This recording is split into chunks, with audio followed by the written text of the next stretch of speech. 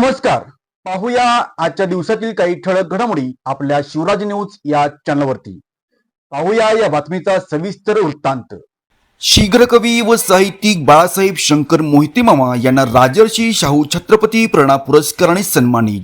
साहित्य क्षेत्रात आपल्या उत्कृष्ट लेखनाने आणि समाजोपयोगी कार्याने मोलाचे योगदान देणारे शीघ्रकवी श्री बाळासाहेब शंकर मोहिते मामा यांना प्रतिष्ठित राजर्षी शाहू छत्रपती प्रेरणा पुरस्कार देऊन सन्मानित करण्यात आले.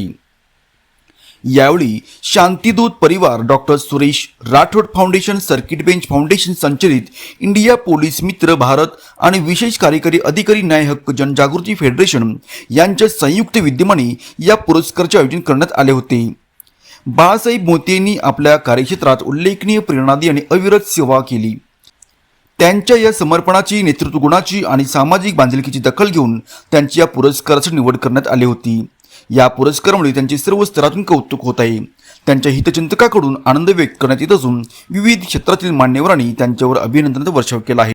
यावेळी प्रतिष्ठित नागरिक शिवाजी गायकवाड, पत्रकार सचिन पेलेकर उपस्थित होते. बघत राहा फक्त शिवराज न्यूज सोबत. महाराजांच्या जीवनावरील दोन ओळी म्हणाव्या असं माझ्या मनात आलंय. ते 1972 साली मी म्हणलेलं आहे, वयाच्या 15व्या वर्षी.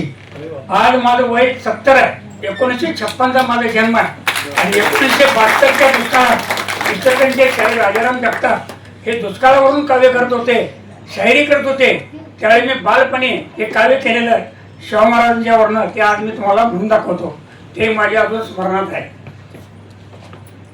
देवगणामध्ये गणपती, वेदामध्ये श्रुती, विष्णू प्रजापती, तसा छत्रपती शाहू राजा, दीन दलितांचा आत्मकलिजा, तयांच्या चरणी मुजरा माझा, जे जे जे. 6 फूट उंच पुरा गडी, मोठ सहज होडी, शक्ती के वडी, अस्वला संघ कुस्ती खेळला, शिकारीचा नाद भारी त्याला, पहिलवानामध्ये सदा रमला, पहिलवानी शौकच्या तरुणाला, खायाला खुराक देई त्यांना, तालीम आखाड बांधलो गल्लो गल्लीला, म्हणून बघा दिसती पहिलवान कोल्हापूरला, भारतीय लौकिक त्याने केला जी जी जी.